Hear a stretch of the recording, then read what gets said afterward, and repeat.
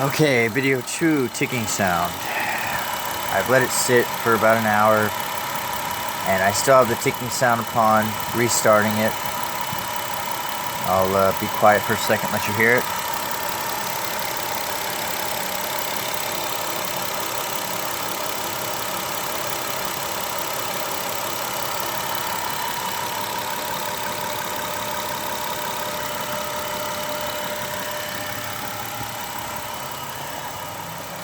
You can see there where I had a engine bay fire due to a faulty ground circuit.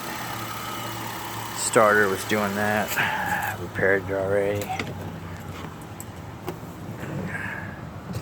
It's manual. My RPMs are steady. Still have the ticking sound. It does sporadically want to die on me below what you see here. Sometimes it falls. Still not sure what it is. Any help would be appreciated.